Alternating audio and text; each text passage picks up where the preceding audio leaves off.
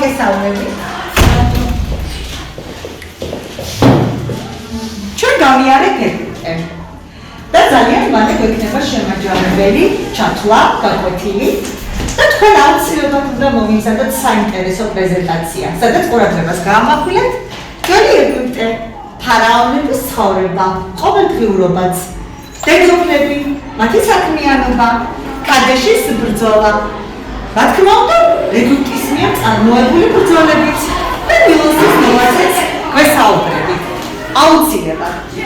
ვინც საიამ 6-ვე ქვეთავზე გაამახვილებს ყურადღებას, უინციებს ინფორმაციას, ბრსლად, საინტერესო წარდგება კლასის წინაშე დაიმსახურებს ათქულებს. ისურვებს წარმატებას.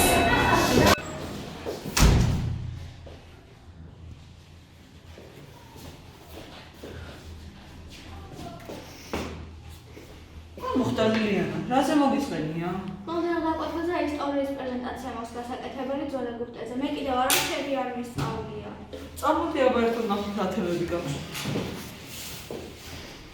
როგორც ხედავ, შემქონია ძალიან სერიოზული თემები. ანუ პირველ რიგში შემოგვიყვება ძველი ეგვიპტე, ხო? როგორც მიხდი დროის პაკადა დავცა ჩართული და ძველი ეგვიპტის გაგონებაზე ძველ ეგვიპტეში დავაგუნა. ეს ხომ არა ცხოვრების შანსია, იმის რომ ყველაფერი თავი არ მისწავლო. სწავლობდი ყველაფერი მაშინ.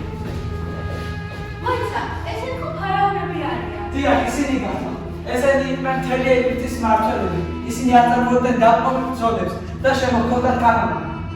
ძალიან საინტერესოა. და ესენი ალბათ დედოფლები არიან. დიახ, ისინი სამეფო ოჯახის წარმომადგენლები იყვნენ და უმეტესად კონსტიტუციურ საშუალებებს აძლევდნენ. ფარაონებად არიან მოხატულები. ეხლა რას ვქენით, ძალიან მნიშვნელოვანია, ამიტომ ჩაიწერე. ძველი ძირითადად 3150 წელს გააჩნდა მდინარე ნილოსის ნაპირებზე.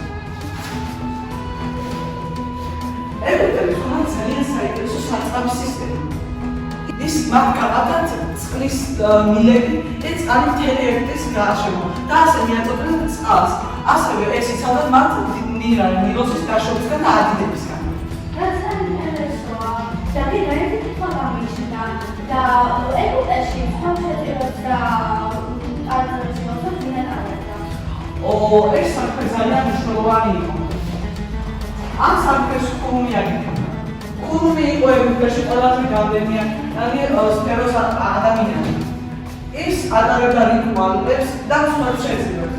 ხალხს ეხოდა, რომ ქურუმები ფლობდნენ სრულ წარმოდგენას სამყაროს ხარჯზე. რაც საინტერესოა, და ეგვიპტეში ახლა პირამიდებს ვინ აკეთებდა? ახლა პირამიდებს ოცში წაგებული ქვეყნის ხალხი მონები აკეთებდა.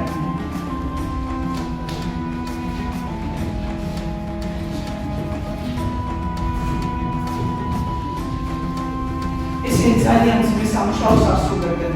მათ არ გააჩნდათ არაფერი, არც სახლი, არც კარი და არც საკუთარი თავი, არც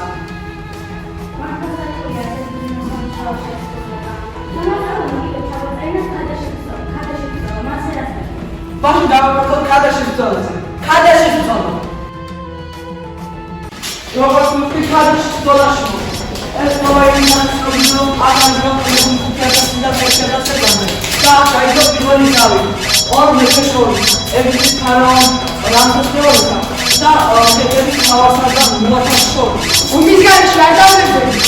მათ გავგოცავ. დაიდავ. აი მე რა მოგოსულა ჩქარა წავედი თორე სკოლაში დაგაგვიანდება. კიდევ ცოტა ხანით. ეგარდა კიდევ ერთი კითხვა გამიჩნდა. ამ ხოლმე სამეფოს მართვაში ფარაონებს ვინ ეხმარებოდა? ეს თანამდებობა ძალიან სერიოზული იყო.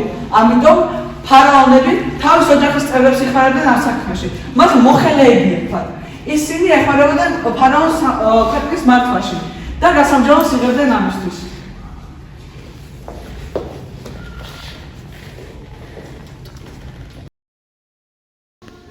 მოგესალმებით. გამარჯობა მას. ძალიან მომეწონა თქვენი პრეზენტაცია. ამიტომ თქვენ დაიმსახურეთ 10. მადლობა დიდი.